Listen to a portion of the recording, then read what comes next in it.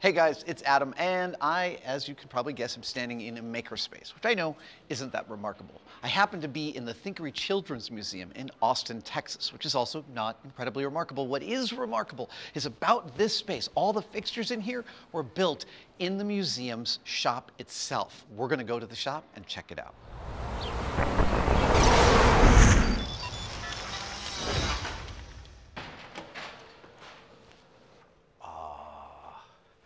Hello. Welcome to the Thinkery shop. Thank you. A pleasure. Bryce. This is great. Yeah. Okay. Now, you designed this shop from scratch, is that correct? Correct. What an amazing treat. Is this the It first was a shop treat. you've ever gotten Yes. to do that? Yes, it was a treat to do for sure. Now, in addition to, I can see a standard complement of saws and band saws and drill presses. What are the less standard tools you were able to put in here? The laser cutter Yeah. and the shop bot. The shop bot? Yeah, they've both really changed how we've been able to design and build things in-house. Yeah.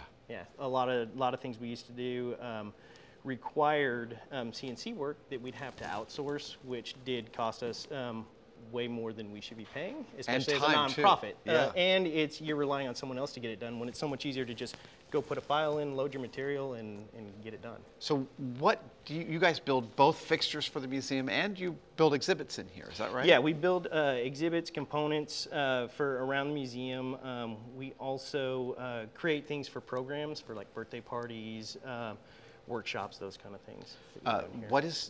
I have done a little bit of designing for museum stuff, but just the barest minimum. But how do you design for one of the most destructive forces in nature, a child's hands? Yeah, you think about the one child out of 100 who's not going to use what you've built appropriately. Right.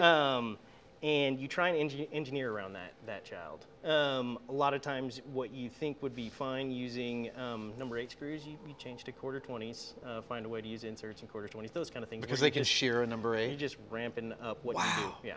So could it be, Bryce, like you're working and you'll come in and take his thing and beat it against the table until it breaks? Yeah, that's actually one of the fun parts about the job. You build something really pretty and then you try and break it. And if you can break it, they'll break it. Right. Yeah. Do you have a greatest hits of like things that you thought were totally solid and you couldn't believe that it came back in pieces? I'd say the Bernoulli blower lids. Yeah. So we recently were prototyping a Bernoulli blower experience out in the gallery, and we were using. Can you describe the machine? Yeah, it's a machine that uses a blower to create a mass amount of air that shoots out of ports that allows you to have a ball hovering above it. But with that, the ports we used were these ball joints that were for basically dust collection system. Okay. And what's really funny is a lot of times, yes, it is the kids who break stuff, but a lot of times it is fathers who like to break stuff. And one kid was trying to remove it and couldn't get it done, so of course Dad comes over and pops Just the whole thing yanks. off, and he's trying to fix it, and no, it's Wow. broken. Yeah, happens all the time. Was there something you got to fulfill in designing a shop from scratch that you hadn't ever experienced in another space? Yeah, I mean, one, it's an opportunity you don't just get. No, I know. Most of the time, for most people, but also I got to make it the way I wanted it. And to be clear, this is you designed the whole room, right? Yeah, This isn't just right. you like put tools in a room that they designed for you. You helped design the shape of. Yeah, Right. the whole building, which was fun. However, this room, you're kind of stuck with the layout, the space that you're given, but you designed to fit things within that, which was also a reason why so much stuff is flexible and modular. Well, I see you've got a lot of natural light, a lot of large doors to the outside, so you can move things in and out. That was actually very intentional. One of the things with a lot of children's museums, you like to have a gallery where you change it out every 4 to 9 months. It's something we did downtown. We haven't fully done that here yet, but have plans to in the future. But one of the requirements we put on the architect was from the street to our change galleries, where we do these traveling exhibits or in-house exhibits that we build, there had to be a 10-foot by 10-foot by 10-foot cube that could move through here. Wow. So that's what the purpose of that door, and then there's huge sliding doors that lead into those galleries. That's great. Pretty fun. So you can almost a smart car. Yeah. Or a could. Fiat. Yeah. We were talking earlier off camera about your storage and your organization system. I'd love to check that out on a one-to-one basis. Can you lead me there? Yeah, you bet. You All bet. right. Oh. It's our own little hardware store. Oh man. So we have all of our hardware lined out and labeled happily, as you see. Look at this. Everything with a. How much time did you spend labeling? I had 2 guys working on it for about a week. Yeah, I'm gonna say. Wow. Look, it's every nut and bolt.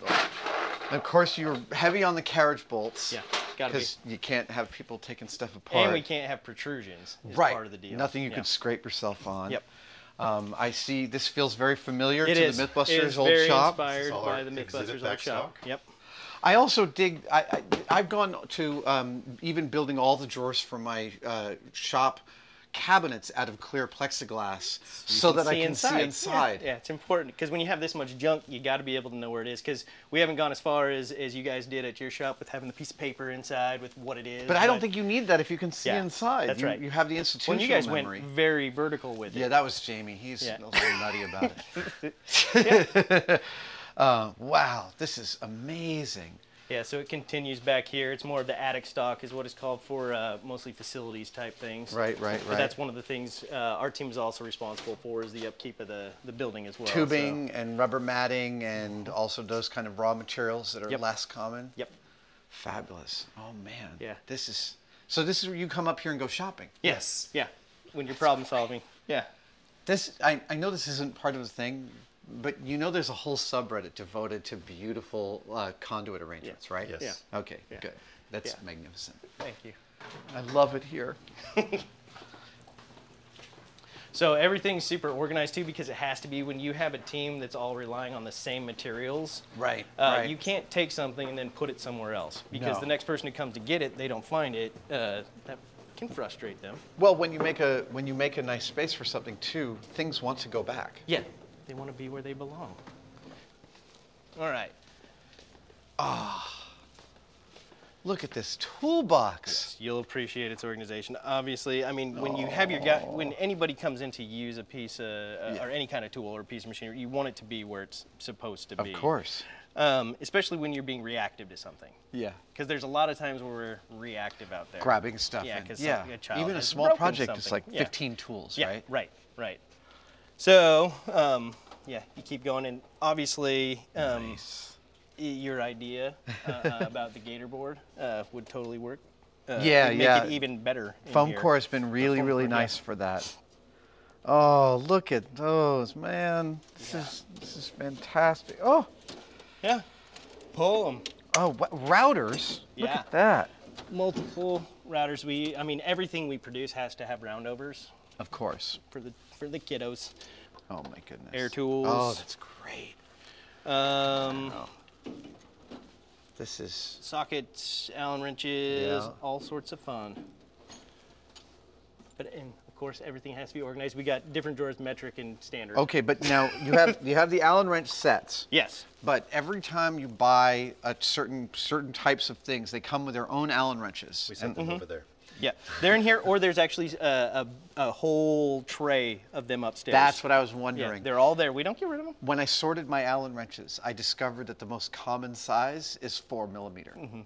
That's the one I had like 40 of as opposed to 5 of all the others. And it's like all electronics. But it's apparently. really hard to throw that away. No, I can't throw them away. So you that's put why it I have into a sort- tray, and you Totally. put it in another space that you know where to go if you need them. My friend Tom calls it log jam.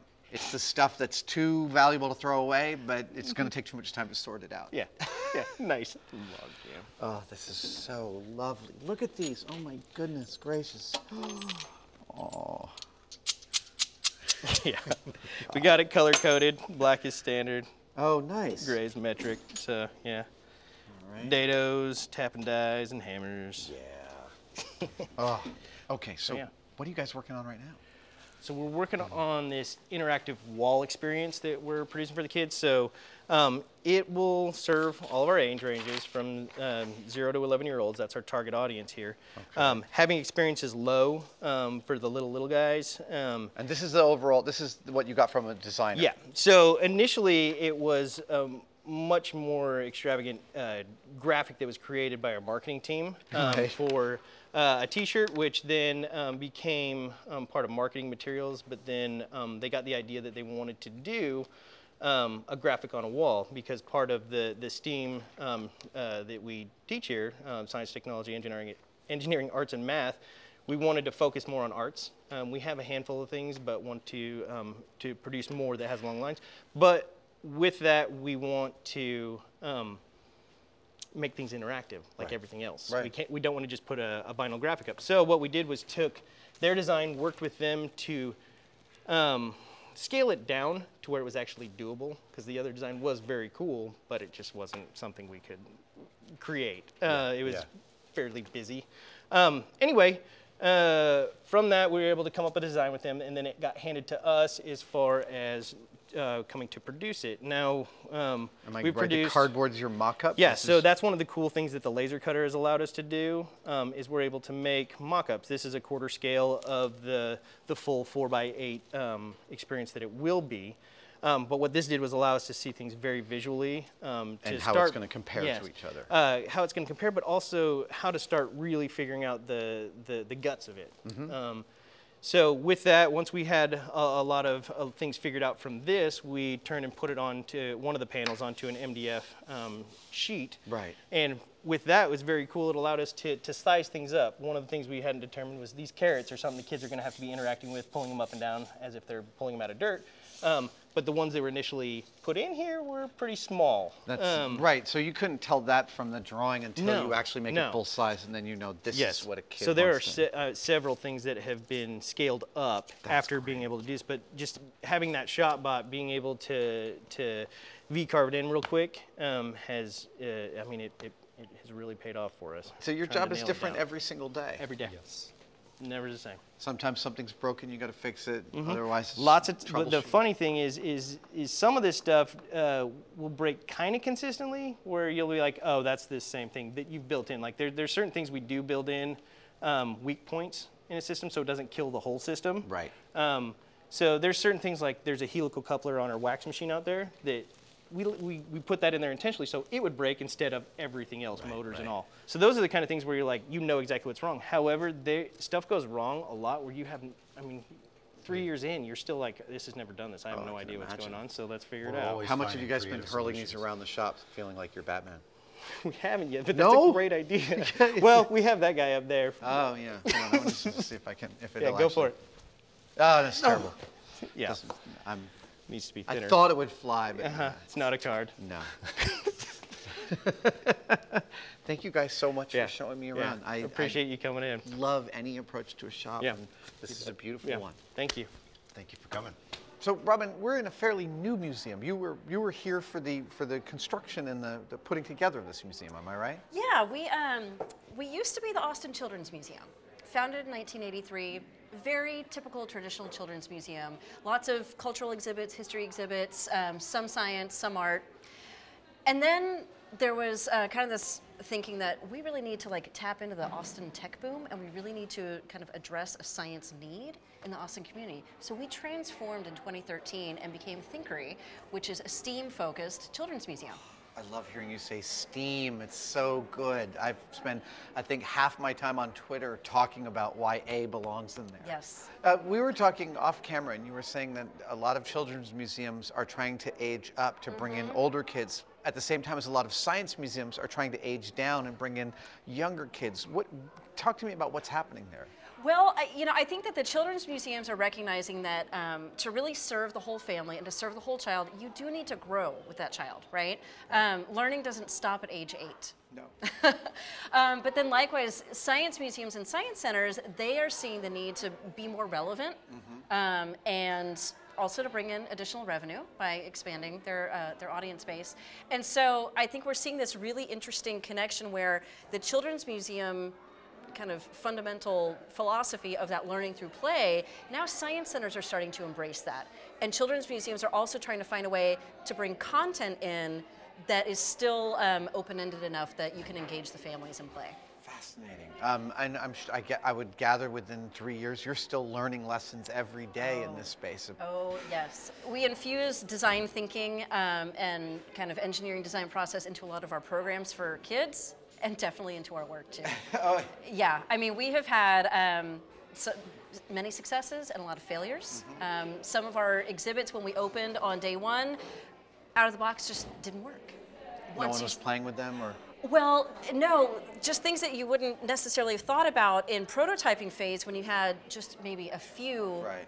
kids, or even a couple dozen kids. Once you start seeing thousands of people a day, then the magnetic gears, you realize, oh, they're a bit too heavy.